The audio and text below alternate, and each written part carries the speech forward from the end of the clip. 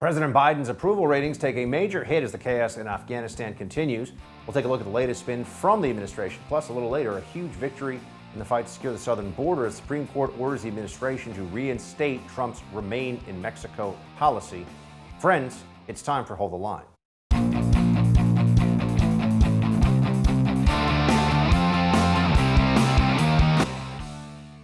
Welcome to Hold the Line. I'm Buck Sexton. The Biden administration is having a tough one.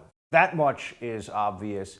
Multiple crises piled on top of each other. Unavoidable, obvious crises. I mean, the kind of things you look at, you say, how could any administration think that it would be considered competent, that it would be considered successful or even mediocre based on what's going on? Well, that's really starting to catch on with a solid majority of the American people. There's a USA Today Suffolk University job approval poll for Biden, 41% approving, disapproved 55%. Those are very rough numbers for the first year of a presidency, especially a presidency that is coming out of the first year of a pandemic, when you'd think that the momentum economically and just the sense of things getting better from the pandemic would push a lot of people to think the future was bright. But no, as we can all see, it's looking pretty disastrous right now with Joe Biden in charge.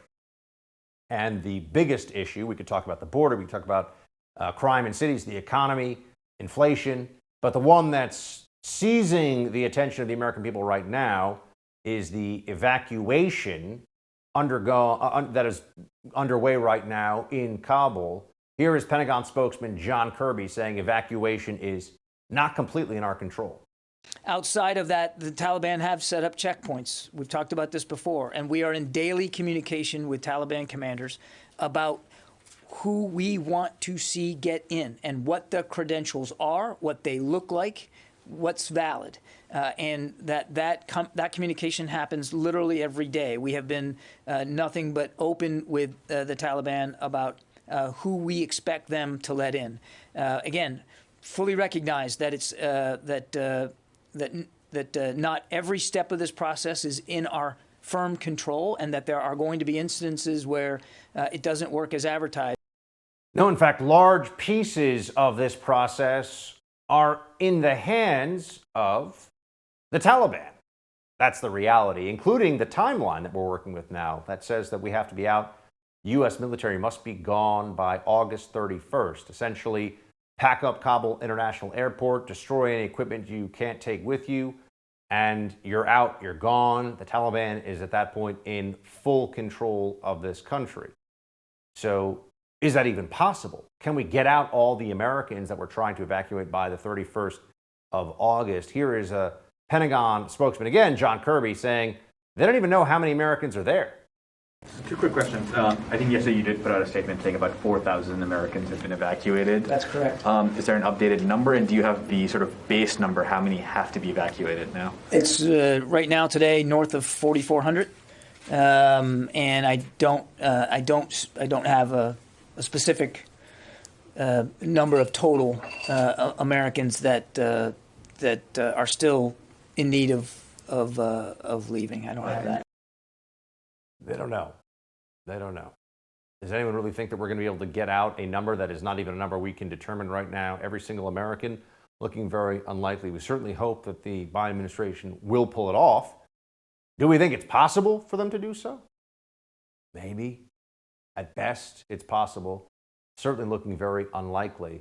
Then you have to add into this that while there are only a handful of days left here to get out these Americans, there's also considerable concerns about the security situation at Kabul Airport. There was reporting today of a credible and specific threat stream of a possible terror attack on the crowds that have massed around Kabul Airport.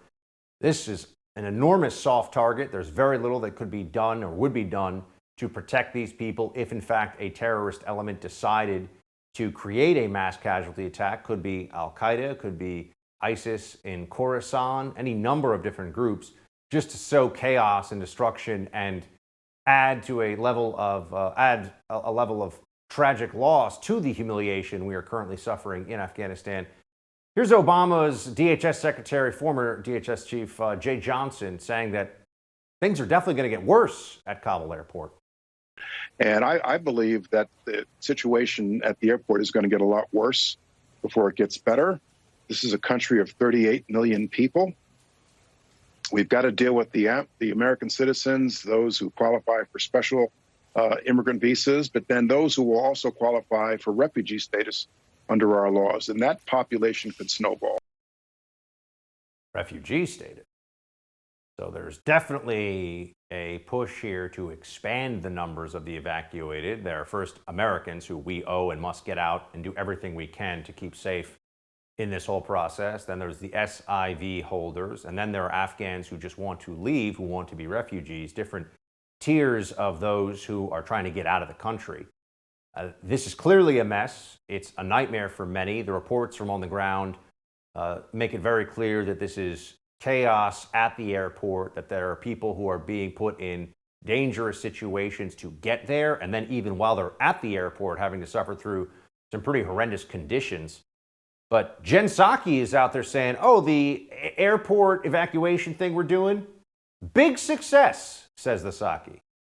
Is there any concern that maybe trying to reach this deadline and get everybody out, mistakes are being made now that there is a report that at least one of the Afghans evacuated to Qatar has suspected ISIS ties?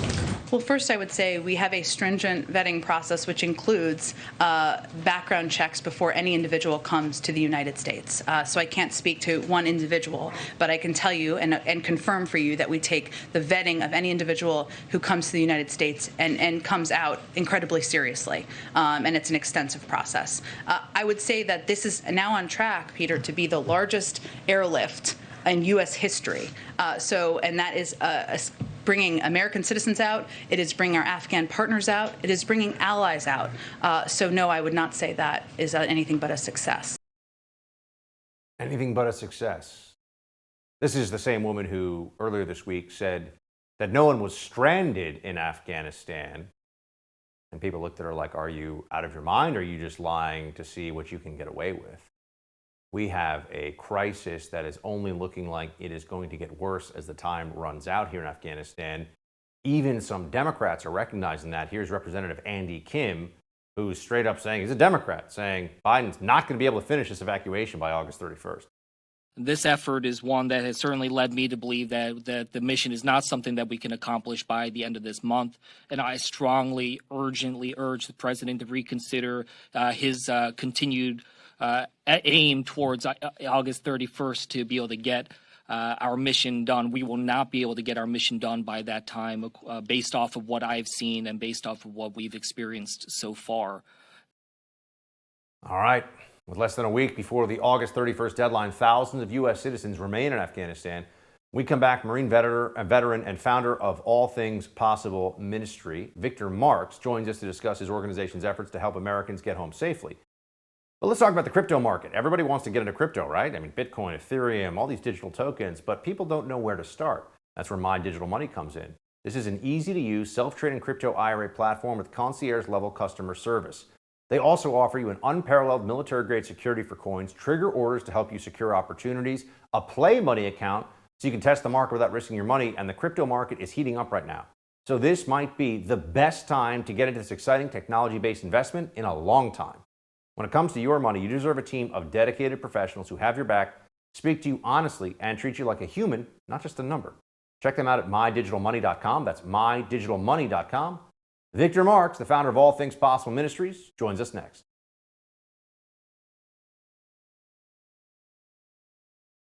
Right now, it seems, the president is doubling down on this August 31st withdrawal date, despite strong bipartisan opposition and pushback. Make no mistake, if we get out on August 31st, we are going to condemn thousands to death. I don't care what secret side deal was struck with the Taliban. This is America. We don't leave anybody behind.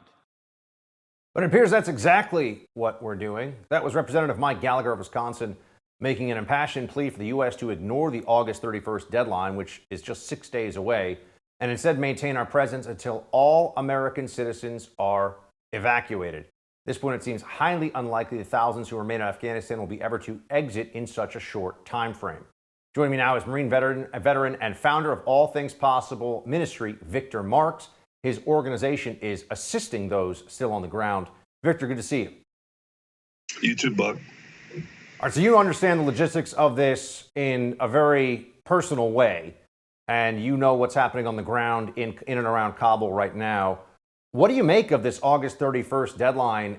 Is there any realistic chance we could get everybody out in time? None. Absolutely none. It's that simple.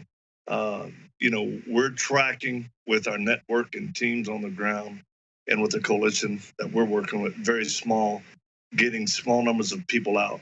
But I can tell you, between the airport actually being shut down, the gates being closed, the Taliban just within hours ago stopped all traffic toward the airport, except for U.S. citizens, supposedly, and the gates are still closed. It is absolutely a death sentence for thousands coming upon us.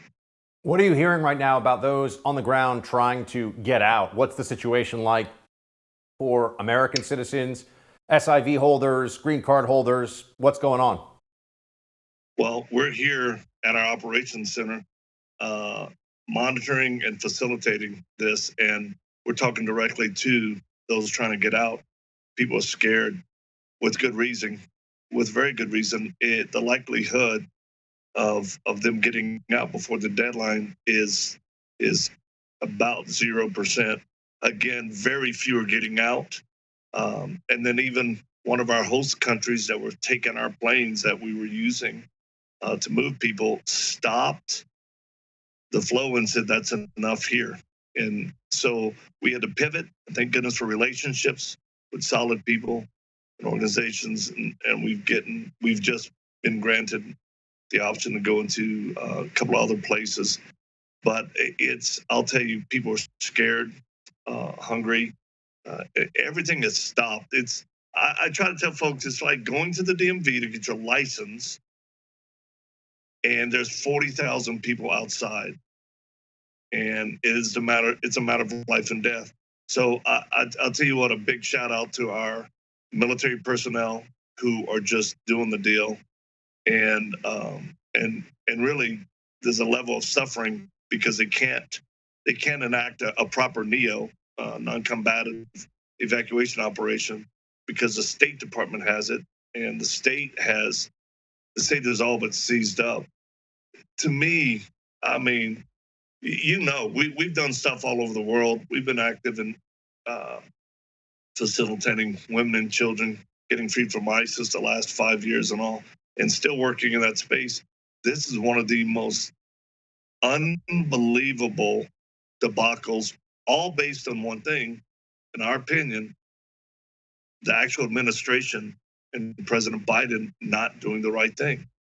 Victor, what are you hearing from your contacts on the ground in Kabul that I know you're in constant communication with about what the Taliban and the Taliban checkpoints specifically are doing here?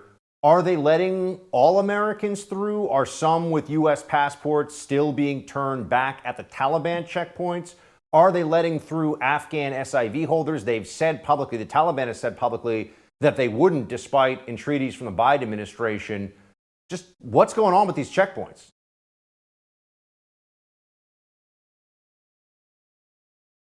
Yeah, well, I can tell you with certainty, on all checkpoints, all Afghans are being turned around. Doesn't matter if they have an SIV or not.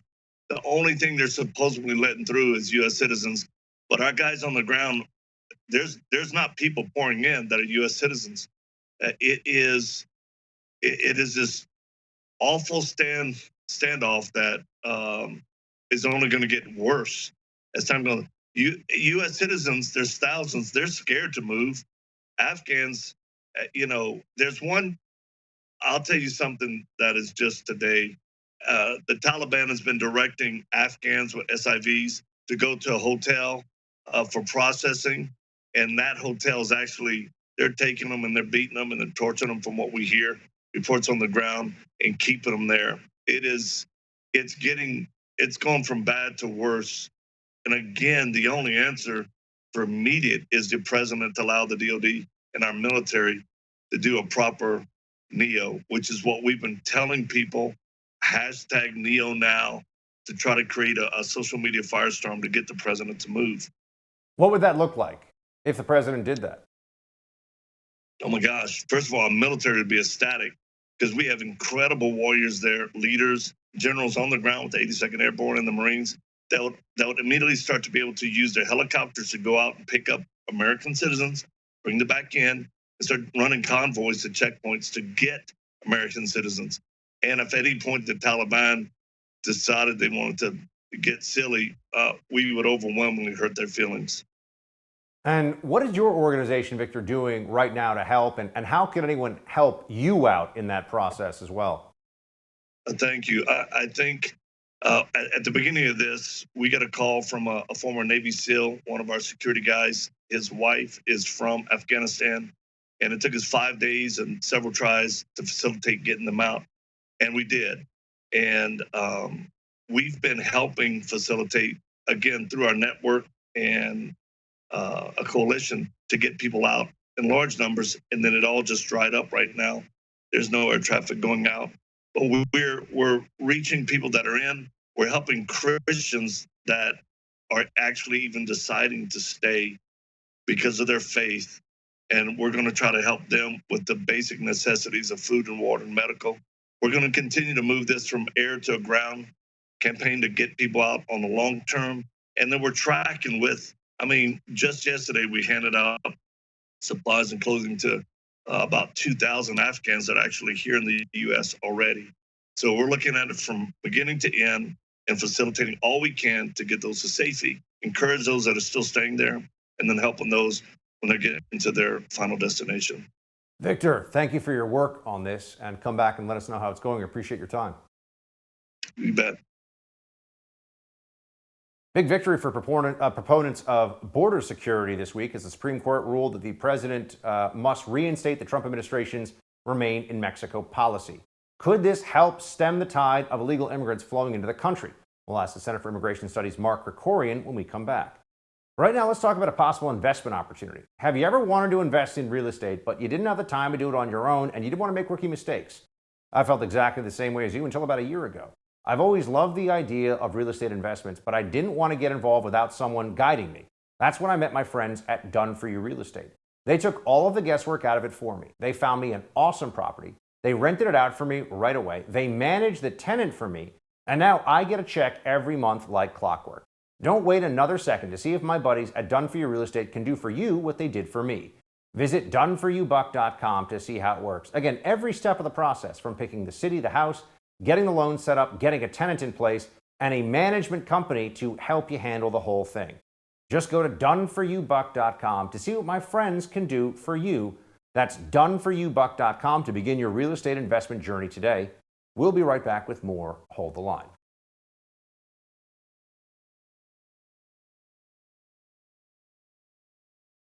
Another loss for the Biden White House. Late last night, the Supreme Court reinstated a Trump-era immigration policy, ruling against the administration's plan to repeal the Remain in Mexico policy. So what does this mean for asylum seekers and the escalating border crisis? Let's ask Executive Director for the Center for Immigration Studies, Mark Krikorian. Mark, thanks for being with us. Glad to be here.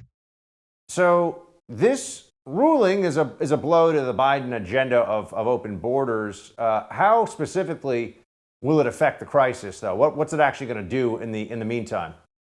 Yeah, well, we'll see, because the judges, both the lower court judges and ultimately the Supreme Court, said that they couldn't just end the Remain in Mexico program that required so-called asylum seekers to wait on the Mexican side of the line for their hearing date rather than just be let go into the U.S. But the Biden administration would have to actually do it.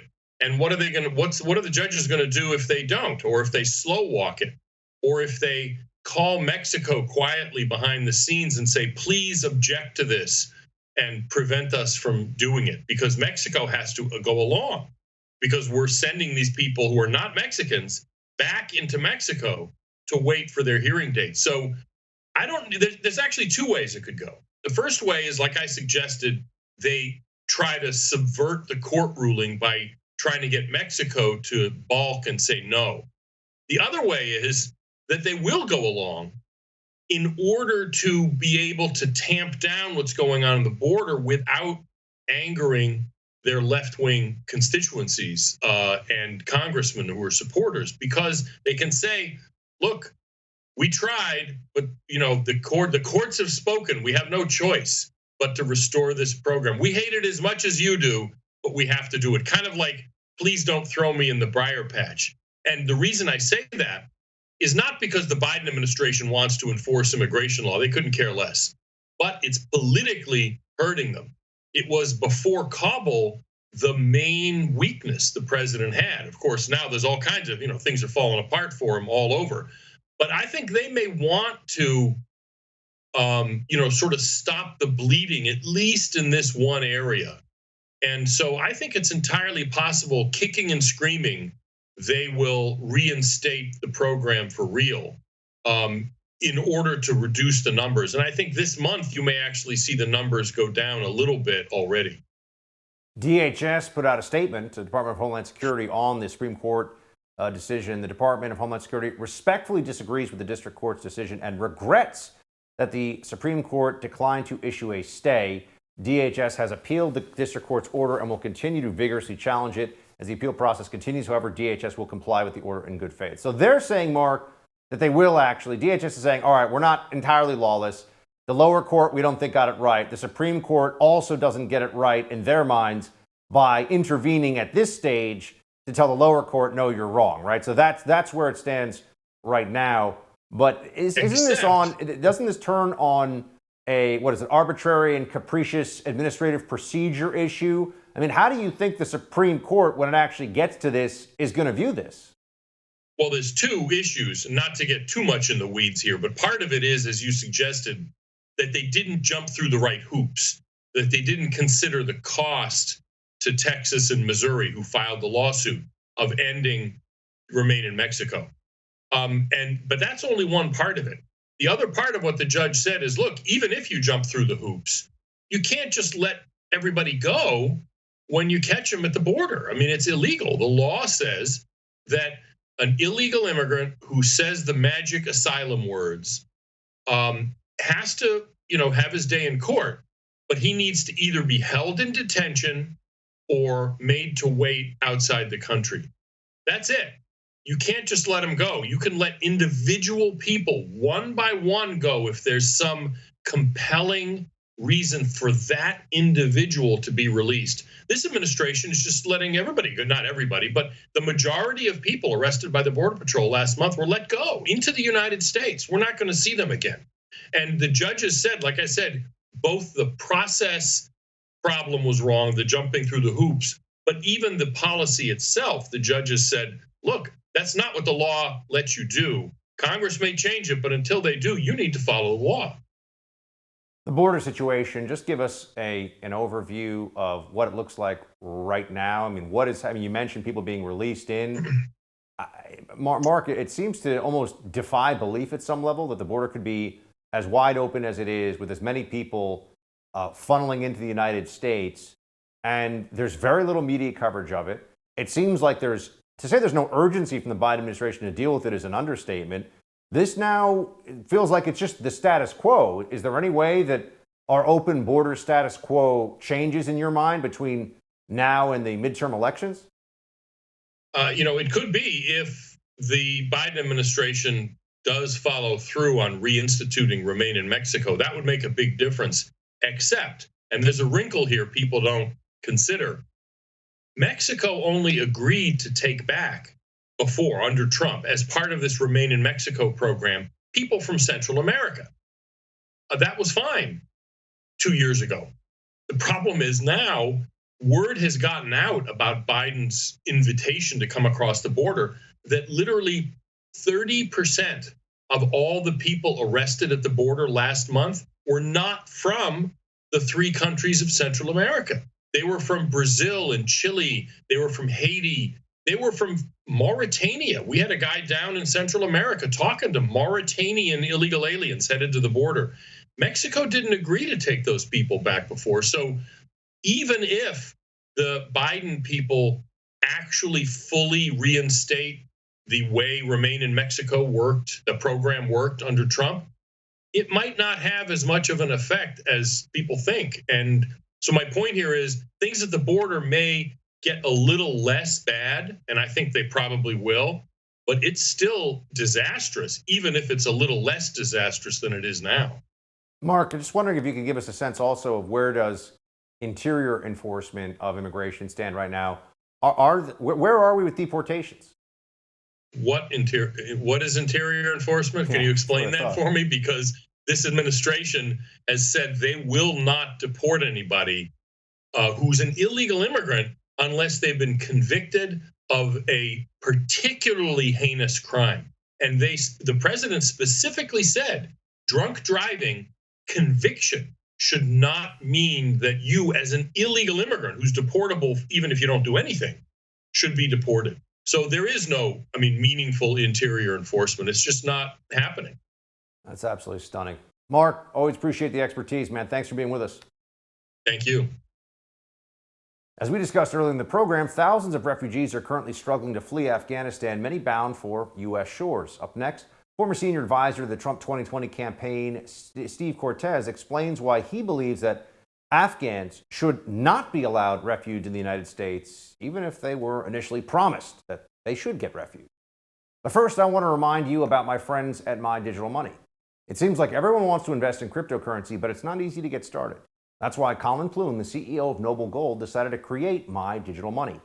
It's an easy-to-use, self-trading crypto IRA platform with concierge-level customer service. It's one of the few U.S.-based cryptocurrency companies that will answer your phone call and help you get started. And because your comfort and security is their absolute top priority, they offer an unparalleled military-grade security for your coins, trigger orders to help you secure opportunities for gains or limit losses without having to watch your account 24/7, a play money account so you can test the market without risking your money. And with the recent pullback of most of the major cryptocurrencies, this might be the best time to get into this exciting technology-based investment. When it comes to your money, you deserve a team of dedicated professionals who have your back, speak to you honestly, and treat you like a human, not a number. Check them out at mydigitalmoney.com. That's mydigitalmoney.com. We got Steve Cortes up next.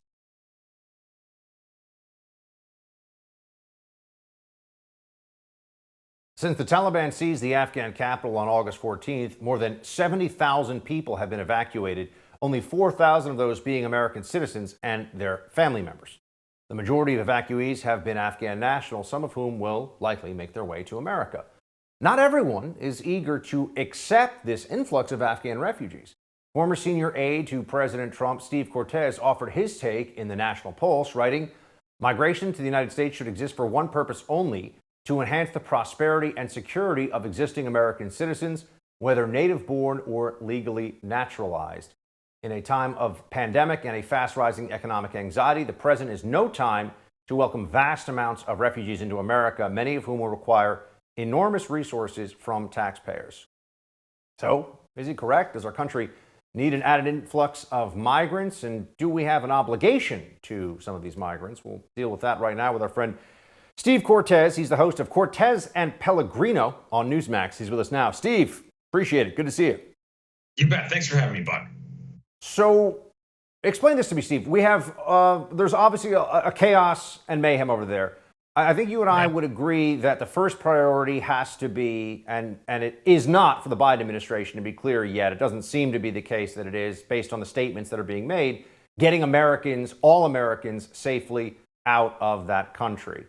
But it seems that you're also of the mindset that we should not take these special immigrant visa recipients, and bring them to America. Why do you feel that way? Explain this one to me.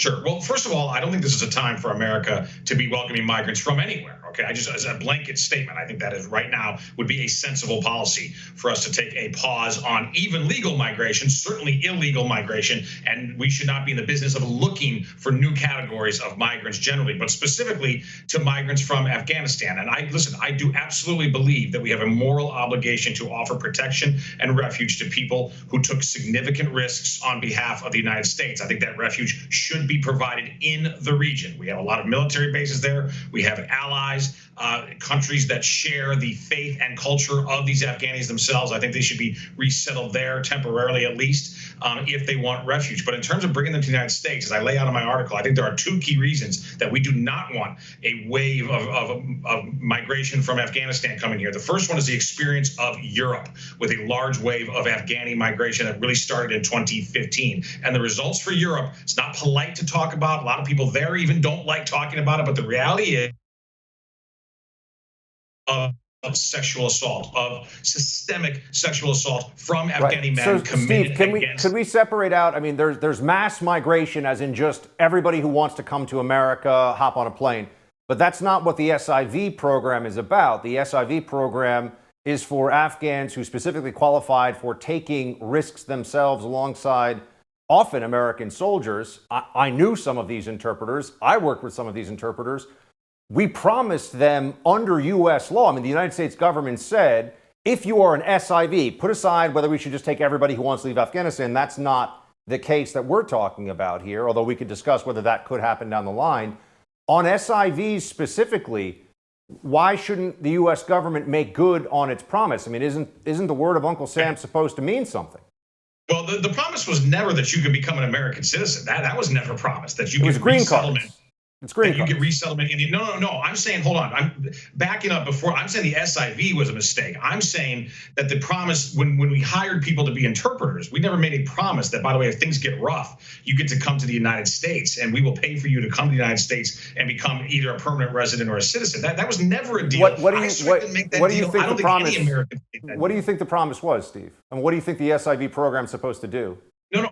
Again, I'm not arguing with you on the SIV part of it. I'm saying that was a mistake, the SIV program. I think that we have a moral obligation to help people. We don't have a moral obligation to bring them to the United States just because they worked on our behalf. And by the way, I would also say this, even if we made that promise, we know from our experience in Afghanistan that among people who were completely, in our estimation, were completely vetted, people who were literally fighting alongside Americans, people in Afghan forces, Afghan police, people who were contractors for the American military, we still know that green on blue crime, insider attacks, where they would literally turn their guns on Americans and even more so on their fellow Afghani citizens and their fellow Afghani fighters. This has been a systemic problem there for many, many years, and including recently. That's a real thing. But just so I'm clear, so we're separating out. So when you're in an article, you're talking about no mass migration.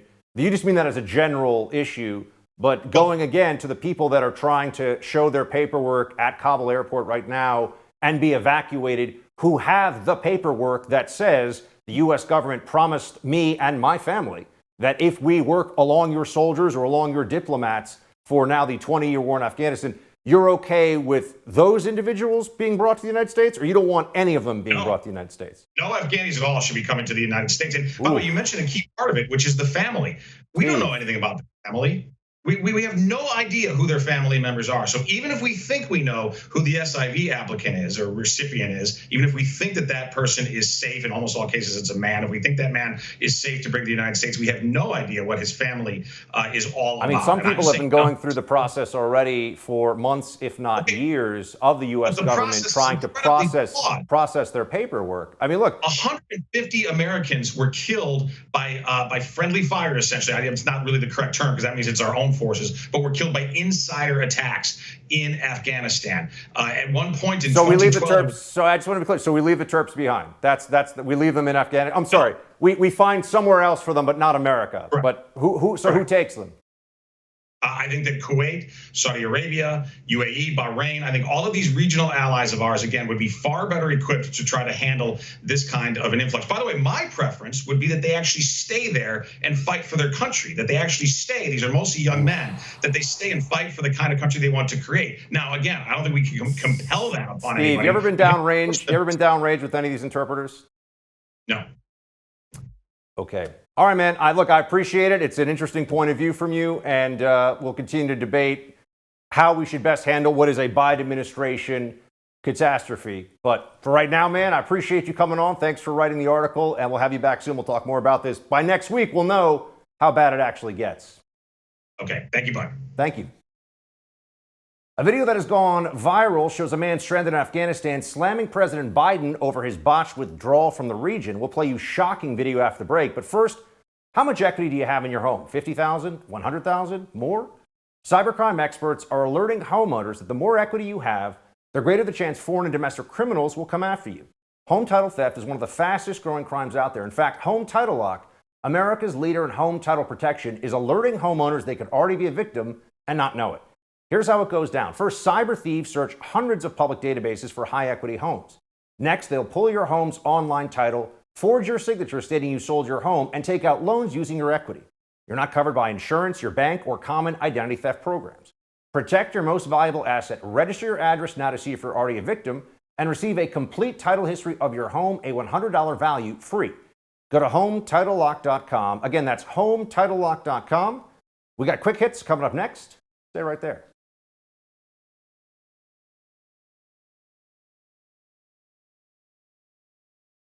Oregon Governor Kate Brown is now chugging the Kool-Aid, and one Washington State public school is making unvaccinated students wear ankle monitors. Yeah, like criminals. Let's get to it in quick hits. Let's first start, if we can, with this is like the Mona Lisa of crazy lockdown libs moment. This is iconic. Let's just take a trip down memory lane for a second. Mask outside never made any sense. There was never any data to support this. In fact, very early on in the pandemic, there was a large study. Yes, it was out of China, but no reason to believe that this study is incorrect. A large study that showed that out of thousands of confirmed cases of COVID spread, maybe a handful, maybe one or two, happened outside. They couldn't even prove that. So it's basically, unless you're actually having spittle in someone's face, unless you're speaking right into their face in that kind of close contact, it's impossible that you're going to get COVID outside, more or less. But we still have a lot of people that have been masking for months and maybe now 18 months, including masking outside. You'll see outdoor mask wearing right now as I'm talking to you in New York City. Plenty of it. Not everybody, but there's a lot of it out there. The CDC said this wasn't necessary. The CDC has even admitted, yeah, outdoor mask wearing is probably not something that needs to be done. But if you're a lockdowner, I mean, if you're a true devotee of the religion of Fauciism, you don't care about facts and data. You talk about facts and data, but you don't actually care about those things. You want people to obey. You want them to bend the knee. You want them to be compliant. And to show you that compliance, nothing is better than a mask outside. So Oregon Governor and High Priestess of Fauciism, Kate Brown, has now announced, yes, that's right, friends, outdoor mask mandates even for the vaccinated in her state. Today, I'm announcing that effective Friday, August 27th, masks will be required in all public outdoor settings where physical distancing is not possible, regardless of vaccination status. Masks have proven to be effective at reducing transmission and are a necessary measure right now, even in some outdoor settings, to help us fight COVID and to protect one another. Masks have actually not proven to be an effective measure. It's just not true. Look at all the data, look at all the mask mandates, places that have it, places that don't, doesn't make a difference. Masks have not done what they told us they would do. Any person can plainly see this, and yet we still have to go through the nonsense. We still have to hear the piles of malarkey. It's just absurd, friends. It really is. It's just absurd. But this is what we're dealing with. This is the kind of craziness that is out there right now at this stage of the pandemic. Oh, speaking of which, Washington public schools have forced I always couldn't believe this was real. Unvaccinated students have to wear ankle monitors. The ankle monitoring program for unvaccinated teens was allegedly designed for contact tracing in the event of a positive COVID test of a student. The device was created for the purpose of maintaining social distancing guidelines and provide a visual and audible alarm so individuals know when to adjust their current distance to a proper social distance. I mean, this is totally bonkers. They're putting ankle monitors on kids to make sure that proper social distancing is happening, or else an alarm is going to go off. It's like we've looked into a dystopian COVID future and the libs have said, yeah, let's give that a shot. All the worst things, all the parts of 1984 that we're supposed to avoid, the libs are thinking to themselves, you know what? I'm scared of COVID, so let's give it all a shot. let's go for it. That's what I think we see happening here. Honestly, I do. And then we have a man stranded in Afghanistan. This has gotten a lot of attention, this clip. Stranded in Afghanistan, and he's just straight up slamming Biden, the Biden administration, over what is the biggest calamity in the news cycle right now, the biggest catastrophe unfolding on the world stage. Here's what he said. Amid the chaos, we were shown 2 children apparently left behind when their parents were among the few to be admitted here. Mr. Biden, you did this, you planned this, you made the deal with the Taliban. This is the consequences of it. This is the repercussions of it. Mr. Biden, it's your ill calculation. You were against Trump, now we are against you. Go to hell, Biden! People are upset, understandably so. Look, let's just be very clear. We hope that every American citizen and every person that was promised safe harbor by the U.S. government gets out of that country before they're left in the hands of the Taliban and suffer a terrible fate, most likely, a cruel and terrible fate. So we are rooting for the Biden administration's success in this evacuation. No question about it. We want the Biden administration to be as efficient as possible in getting Americans out of Afghanistan and are praying to that end. But it is looking like it's going to be a very close-fought thing right now. And there's certainly going to need to be some accountability for this after the fact, because this shows you this Biden team, they just can't get it done. Don't know what they're doing. Don't have the skill set, don't have the leadership. That's it for tonight's Hold the Line. The No Spin News with Bill O'Reilly is coming up. Shields high.